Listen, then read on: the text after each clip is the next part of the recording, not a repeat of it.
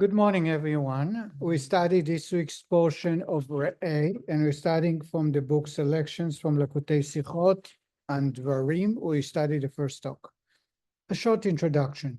This week's portion is Re'eh. In the portion of Re'eh, God mentions about the holidays. In this week's Torah portion, we have the Torah reading for all major 3 holidays.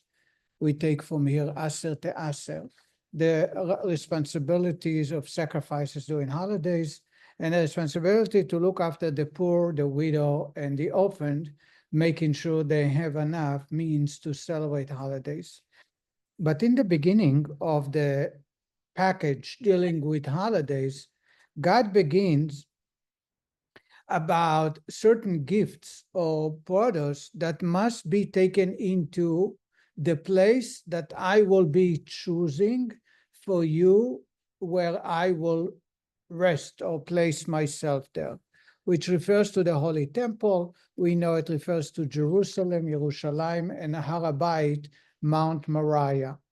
And the Torah here entails all the obligations for everyone at least once a year to ascend to the Holy Temple. So it's in this week's Torah portion.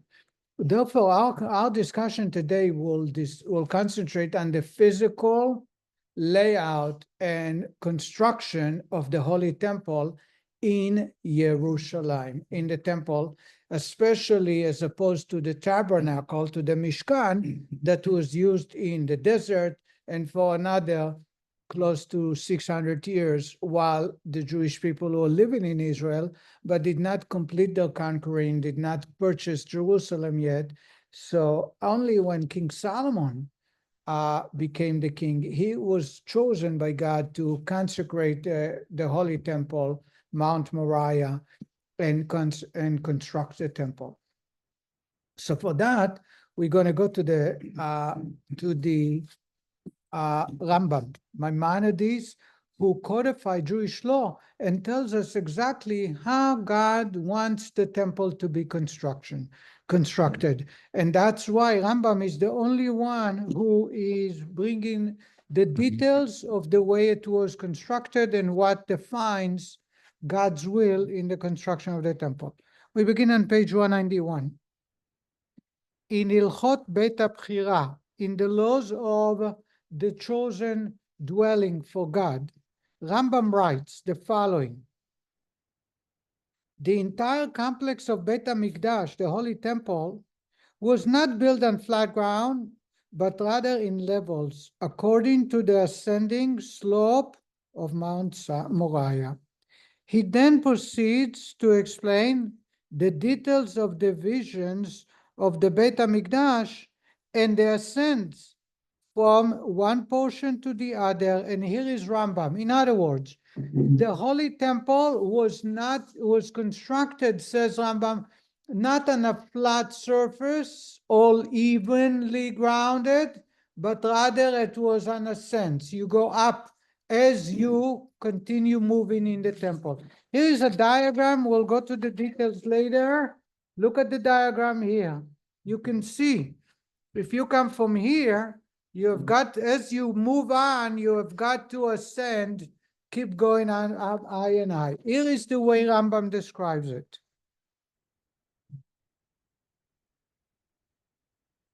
One who enters the Beit HaMikdash via the eastern gate of the Mount of Beit HaMikdash would proceed to the end of the Chayil, rampart, on one level. So you have a gate, so to say, it's called Chayil, and then you start entering. He would ascend. Yes, all Jewish people, including non-Jews. I will show it you where. He would ascend from the Chayil to the women's courtyard by way of 12 steps. He would proceed through the entire women's courtyard on one level. From it, he ascended to the courtyard of the Israelites, which is in the beginning of the courtyard of the Beit HaMikdash, by way of 15 steps. So you start, here it is. The Chayil is the black boundary. It's like a fence.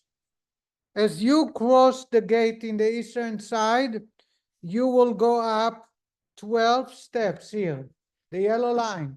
You go up 12 steps before you get to the platform. If you go to women, it's called the women's courtyard. Everyone can go here, including non-Jews. Then you have 15 steps to the courtyard of Israelite. It's a very small one, very small section. But from here to here, you have another 15 steps. Continue.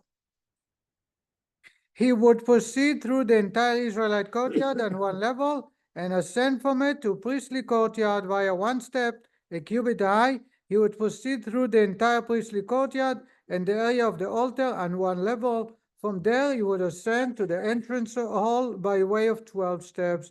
The entrance hall to the entire Eichal sanctuary were both on the same level. Here it is. So we went through the women's section. Now we go into the men's section. It's a very small. This is the area of the women. So you went up with 15 steps. This is the men's section, very small. To go to the Kohanim section, there is the big altar. You will have to have 3 steps. 3 steps. And then you go straight. Once you get here to the sanctuary where you have the menorah, the small altar, the table, the showbread, here you would go up another 15 steps, I believe, 12 steps. You can see the way the 12 steps were, you have 3 steps and a large platform and 3 steps and a large platform. So it's a total of 12. Here they are. I hope you can see it. Then you would go into the sanctuary. No one is allowed to be there. Not even a Kohen unless they serve God and they have a purpose. And there you have the Holy of Holies, a square inside. So you have a keep ascending as you go up. Where the furthest point that you saw could do? So Ezra's Noshim, there were upstairs area where women would be, downstairs would be men, as long as they are not impure. Ezra's Yisrael, this is Israelite courtyard. Here, this is Ezra's Yisrael. Every Israelite is allowed to be there, provided they have a reason. You mentioned That they are bringing sacrifices. They can stand over here and see as their sacrifices are being brought up, but they cannot go anywhere else. And Jew, unless you have business or has no business. No, not allowed to. So past that is just the Kohanim and the Levites could go past. What? It's just the Kohanim and the Levites could go past. Only a Kohen, the Levites would be on those steps. Remember I told you 3 steps here? The Levites would stand here every morning with about 150 musical instruments or 125. It was unbelievable music, and they would praise, singing praises to God. Shir Shel Yom, that's the song of the day that we sing. They would not be allowed to go any farther. Okay. They will also be the Levites would be guards and musicians, guarding inside and guarding outside. But that's not in the sanctuary, not the Kohanim section. So far, so good. So again, you went up over here, you had 12 steps. You went up to the Israelite, you have 15 steps. To the Kohanim, you have another 3 steps, and then you have another 12 steps. It was 15 steps, the being used to sing every step. Not 15, 3 steps, right here. No, I'm talking about the previous one, it was 15 steps. 15 steps here. They would sing. No, not there. I said it again. This would be an entrance to the Israelite court. Here they would stand on the 3 steps. Right. There would be 3 levels. I got confused because you had Tilly said about the Shabbat, 15. There were 15 psalms, but not 15 steps. Just quick question, Rabbi. Yes, Is there any significance to the number of steps? of course, but that's beyond the scope of our discussion today. There is a significance to the number of each one. We're trying to understand the idea of steps going up, okay? Yes, Dick, did you have a question? The courtyard of the Israelites, is that synonymous with the men's section? Is it the Yes, same thing? no, not men's section. Israelites will bring sacrifices. So a female can also be there if she gave birth, or she was afflicted with leprosy, or she was a Nazarite, or she made a vow, or she wants to make a contribution to God, a gift to God as a thankful. She's allowed to. So here you have the diagram. So again, let's look over here. You enter, you had to go 15 steps. Then you have 12 steps. Then you have 3 steps. Then you have another 12 steps. Okay? Let's continue.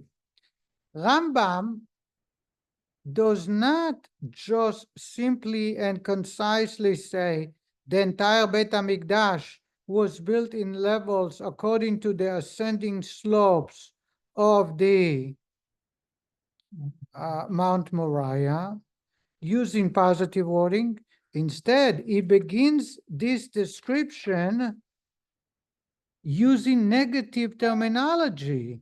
This is the words of Rambam, the entire complex was not built on flat ground.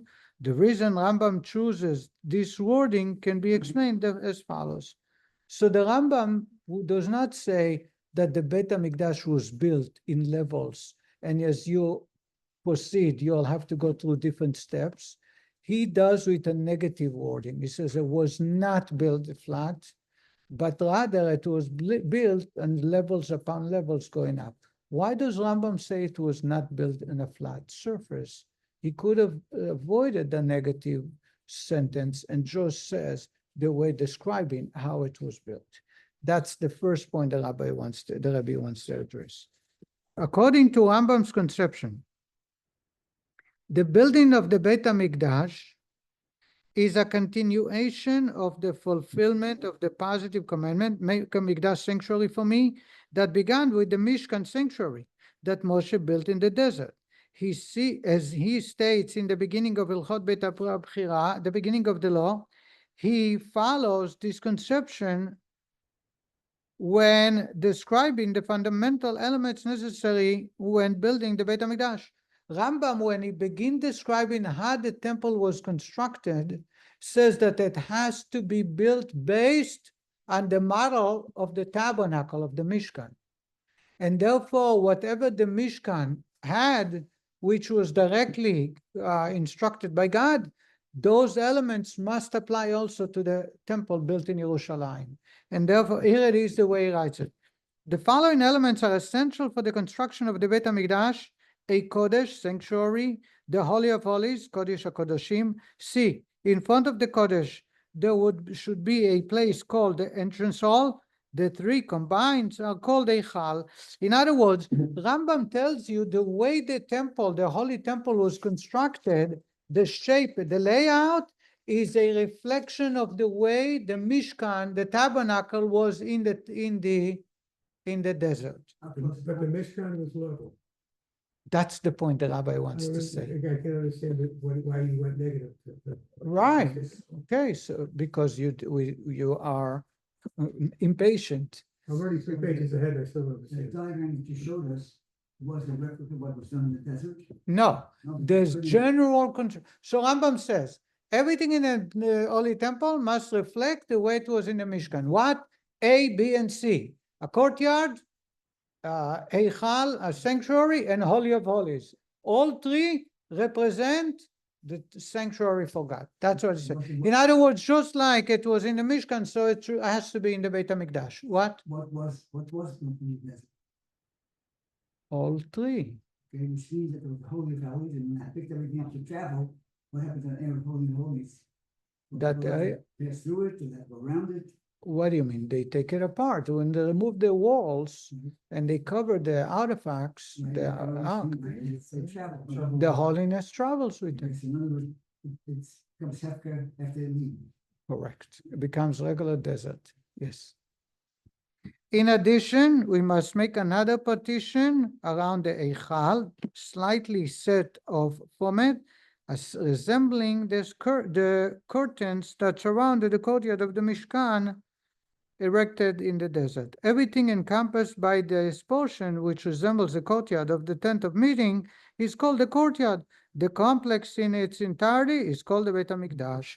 So again, one more element we have to take from the Mishkan, and that is the courtyard. In the front, outside the walls, there has to be a wall, a fence, where it's designated to be part of the courtyard of the Holy Temple. And that's what we have. If you look at every one, you have it in the temple as well.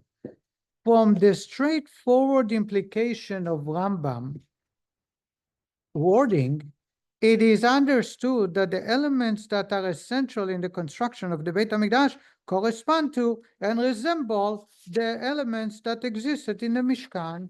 So the way Rambam writes in the introduction to the laws of the construction of the temple, they must contain the elements from the Mishkan and resemble the layout of the Mishkan.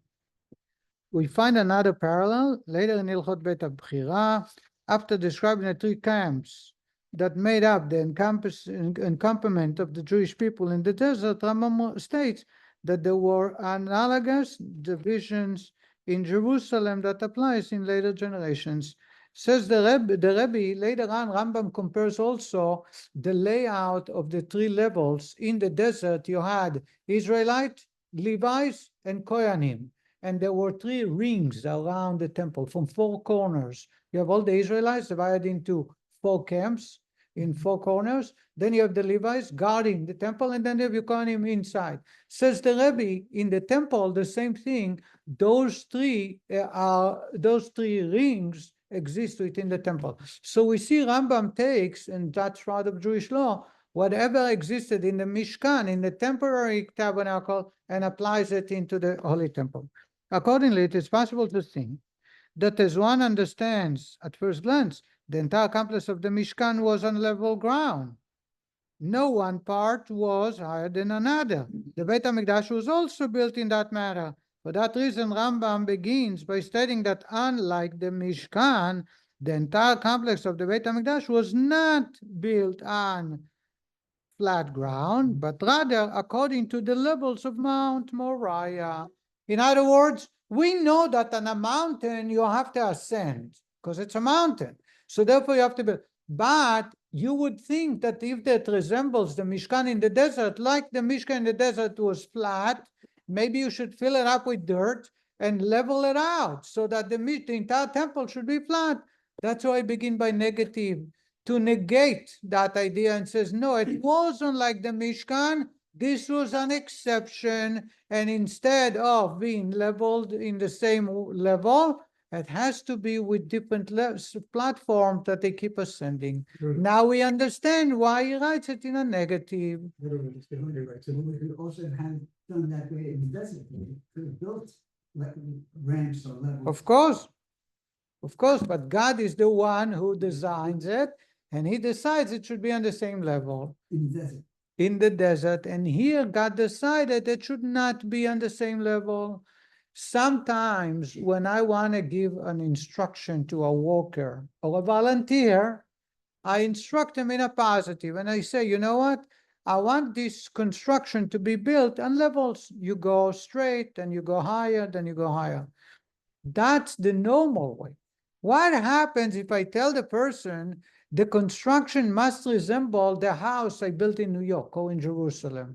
I want you to follow, in general, same general rules. It would mean, therefore, that among others, the floor must be level, because I did not build a two-story house or a three-story house. I built a one-story on a flat level. You would think that the Holy Temple should follow the same.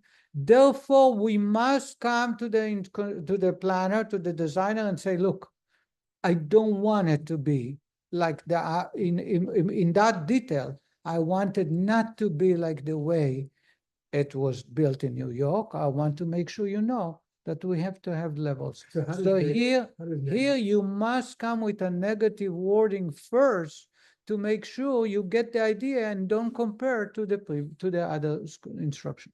Okay. It's the way of, Makes no sense. way of emphasizing that it shouldn't be the other way.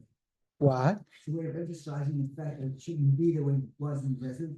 Right.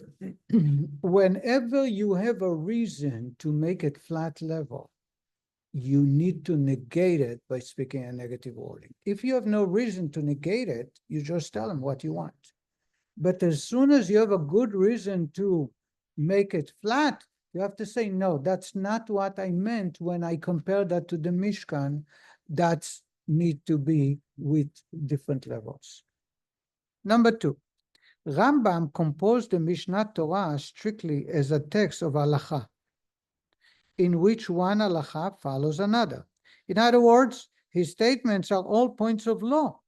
From that, it is understood that his descriptive words, the entire complex of the Beit HaMikdash, was not built on flat ground, but rather in levels according to the ascending slope of the Mount Moriah, are not intended merely to relate how the Beit HaMikdash was structured.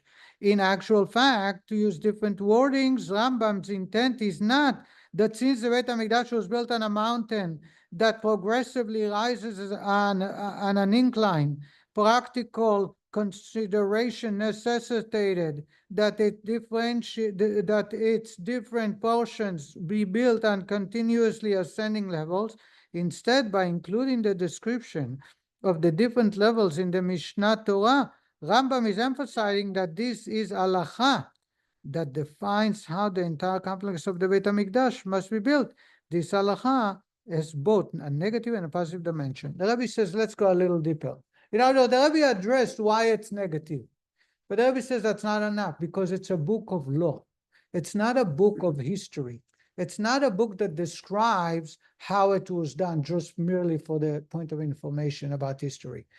Rambam is telling us how Jewish law demands that the temple be built. Therefore, it's not enough to inform us that because the slope of the mountain ascends, we need to build it on different levels, on different platforms, and keep ascending.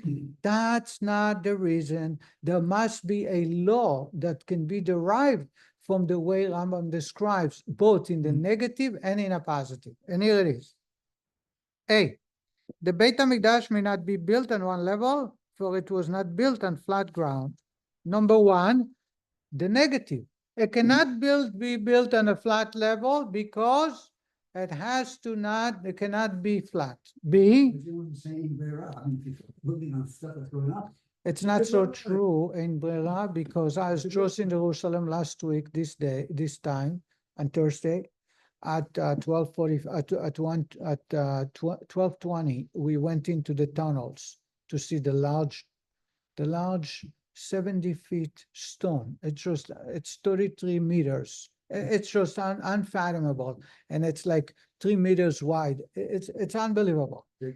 And what they show you at the beginning is that King Herod, who built the structure of the temple, before he built the second temple, he created a platform.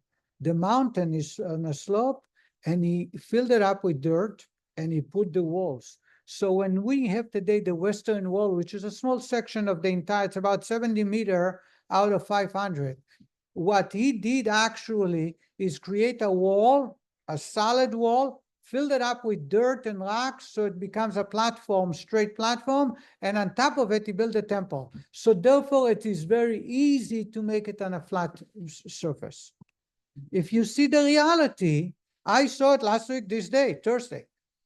They show you that. They show you with 3Ds. They show you pieces. They show you the mountain, and then they show what Herod did.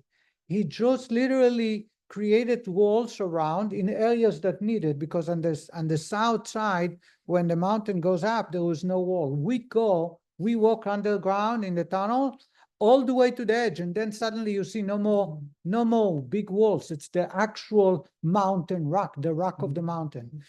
But if the mountain went up like that, he put a wall straight, and that's the Western Wall. East, and then he did south, east, north, and he combined, and then he made a platform that's flat. It's a 500 feet by 500 feet, and then he put the courtyard and the temple on top of it, meaning it was flat and was possible to be flat. Okay? Says the Rebbe, moreover, an inclusion is implied by Rambam's precise wording, was not built, but rather it was built on a sense. And not the entire complex of the Beit HaMikdash was built according to the levels of Mount Moriah and not on a flat ground. The fact that the implication of that wording is that building it in this manner is not merely an optimal and initial preference because of the mountain, but an obligatory and indispensable requirement. If it is not built in this manner, the commandment of building the Beit HaMikdash was not being fulfilled. Says the Rebbe, the way is wording, a negative, cannot be built flat. Rather, must be built to its different level of ascending. It's not, it comes to teach us, it's not because of the ascension of the levels of the mountain to meet and make it easier, but rather it's a prerequisite in the way of building, of constructing the temple. However, further explanation is necessary. The construction of Beit HaMikdash is a continuum of the fulfillment of the mitzvah make a mikdash for me that began in the Mishkan, and the elements fundamental to the Beit HaMikdash resemble the corresponding elements of the Mishkan, as explained above.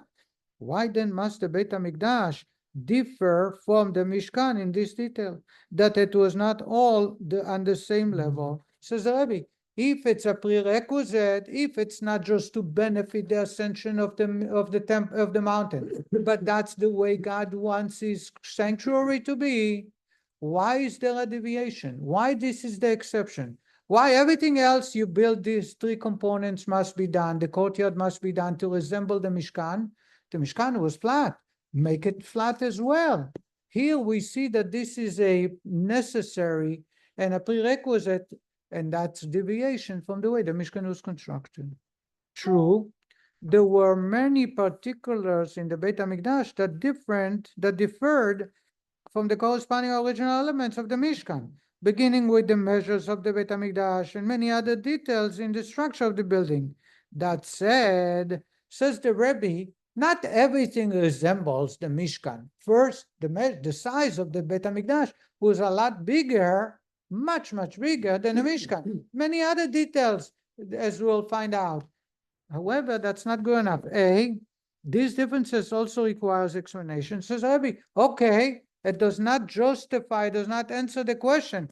The question applied to those differences as well. B, in many instances, the reason for the differences is straightforward. For example, certain factors that the Beit HaMikdash was built from stone and the like, that was larger and taller than the Mishkan, can be explained because it was intended to be permanent structure and remained in one place, etc. See, in this instance, Rambam emphasized in great detail that unlike the Mishkan, the entire complex of the Beit HaMikdash was not built on flat ground, but rather according to the level of Mount Moriah. So the Rebbe makes 3 points. Number one, the fact that there were other deviations does not justify. They also require an explanation. Number two, every deviation, every difference, you can find a reason. For example, the tabernacle was made out of wood and tapestry of wool, and goat skin, etc. The Beit HaMikdash was made out of real solid structure of rocks. And the reason is because it was permanent. It was larger because it was permanent. The Mishkan had to be a temporary, movable structure. Therefore, it suffices to have a smaller one, different material. So all that can be explained. But the ascension of levels, there is no good reason to explain. And C, says the Rabbi, Rambam goes out of his way to explain that the Holy Temple cannot be like the Mishkan, but must be different to be with elevation. It doesn't say that about building it from stone and bricks, that it cannot be like the Mishkan. It does not say that about the roof. It does not say that about the size of the temple. He just described the way it was built and the way it should be constructed. When it comes to the levels going up, he comes and says it cannot be on a flat, but in other words, negating the comparison to the Mishkan and telling us it must be done differently. We need to understand. So therefore, it must be part and parcel, a very important part of the Beit HaMikdash, of the Holy Temple, and we need to understand its significance. And the Rabbi is going to explain that. The actual place, once it was built in the shrine of the Kodesh Kodashim, was where the Kedar took place. Right. There. Right. And while Adam was born, And that's the rock of and where Yaakov had this dream, right? The Rambam, by the way, writes it in the introduction to the law of the Holy Temple. Can we continue? It is possible to explain the above points as follows. The different planes of the Beit HaMikdash, because of the ascending slope of Mount Moriah and the necessity to ascend from one level to another via steps, have a corresponding spiritual parallel. The different and ascending physical planes resembled the increasing and ascending level of holiness of a given plane relative to the plane below it. As Rambam delineates in the following chapter, thus it can be said that the law, that the entire complex of the Beit HaMikdash was not built on flat ground, but rather in levels according to the ascending slopes of Mount Moriah, is connected with the ascending level of holiness within the Beit HaMikdash. Every part of the Beit HaMikdash that was on a physical higher plane possessed a loftier dimension of holiness. Says the Rebbe, very simple. You know why there were levels? Each ascension, each elevation represent an elevation of holiness. So as you walk in, you got to be careful because you're going to walk up 15 steps. Now you enter in a holy side. You walk into women's section, you go into Israelite section, you're going to go through another, how many? 3 steps, I believe. Realize you're going up to the Koyanim, it's another 3 levels. Then to go into the sanctuary, you have another 15 levels. In other words, 15 steps. In other words, every time you go up steps, realize you're coming closer to God. And therefore, it had to have been built in that way. Not to accommodate the elevation of the mountain. That can be resolved by digging into the mountain or flattening it as King Herod actually did, but actually to remind us that you're getting closer to a higher, closer to God, to a higher level of connection to God. And therefore, page 198, this law applied only in the Beit HaMikdash and not in the Mishkan. The concept that the different levels of holiness create difference in the physical place stem from the different category of sanctity which was introduced in the Beit HaMikdash and which did not exist in the Mishkan. Says the Rebbe, Rambam writes, it was not done so in the Mishkan because there is something unique in the holy temple in Beit HaMikdash that was first introduced to the Beit HaMikdash and did not exist in the Mishkan. And I'm going to summarize it. What the rabbi is saying, in the Mishkan, as Harry pointed out, what happened when they had to move away? The holiness of that locale evaporated, was gone, was dried out. You heard grazing there, you can be dancing there, you can have a party, a bris, a bar mitzvah, a birthday, whatever you want. The holiness existed only in the structure, not in the location. And therefore, when the structure moved to another place, the holiness moved with it. That's why when they came to Nov and Shiloh and Gilgal and different places in the Holy Land, there was holiness with the Mishkan. But when the Mishkan moved to another location, that became a farm, no holiness. The Holy Temple was a chosen place. A chosen place is a permanent forever holiness. That's why it cannot be flat, because it represents the ground. The closer you get to God, the ground gets holier. If it gets holier, what happens? You must go through steps representing going closer to God, holier and holier, closer to God. That did not exist. Therefore, Rambam says it wasn't flat like the Mishkan, to tell us that there is something, a new component introduced in the Holy Temple, which is the ground itself is holy. How holy is the ground?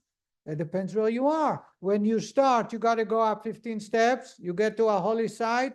When you go to Ezrat Israel, you go another 12 steps, then you go another 3, then you go another 15. In other words, that level, that ground where you step is a much holier. Therefore, the ground had to be made by going up 12 or 15 steps or 3 steps. Yes, Harry.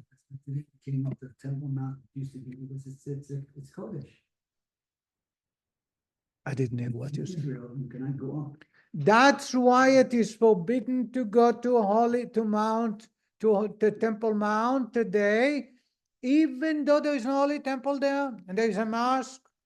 The reason is because the holiness of Temple Mount remain permanent forever, and we are forbidden. If there was a temple there, will I be allowed to enter the sanctuary? The answer is no. Will I be allowed to enter the women's section? The answer is no, because I'm defiled to a dead corpse. I touched or came close under the same roof.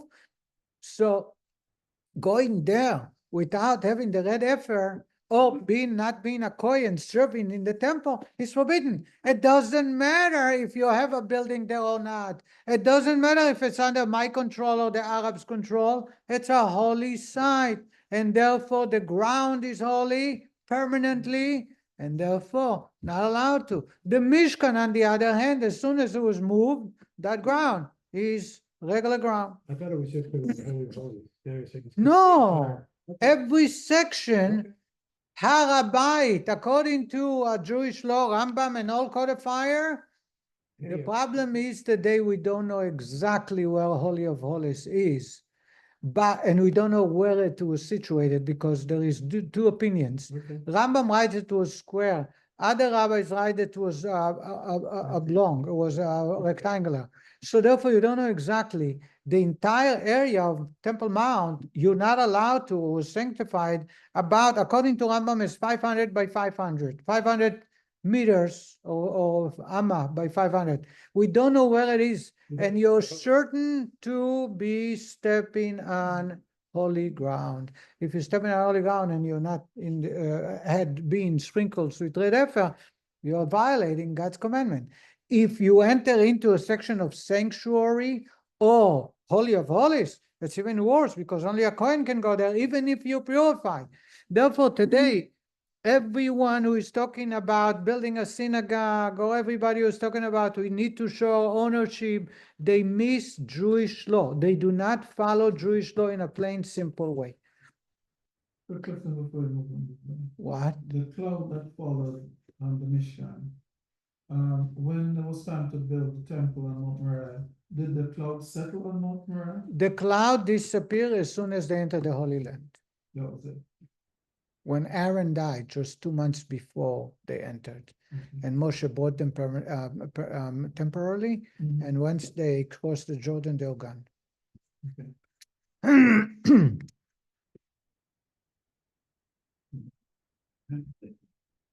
Says the Rambam, here is one more point, says Rambam, bringing sacrifices in the desert can be done anywhere. You can do it in your backyard. Sacrifices by anyone, well, by firstborn or later by the Kohanim, but you can do it anywhere. Once the temple was built in the Holy Temple Mount Moriah, it is restricted to only place to bring in sacrifice. Why? Because it became a permanent. In addition, what happened if the Mishkan is not put together? You're not allowed to bring sacrifices outside the Mishkan, because only in the Mishkan is the holiness and God connect. In the temple, you can bring a sacrifice even if the building is not built. So second temple, they built a wooden structure, very simple when they first started, until Ken Harrod came and revamped it and created a very beautiful building. At the beginning, it was a very simple structure, but they brought sacrifices. Why? It's not about the structure, it's about the ground. Therefore, Rambam says it cannot be flat. It's a prerequisite. It must be an ascension, because this is what defines the ground itself. Says the Rebbe.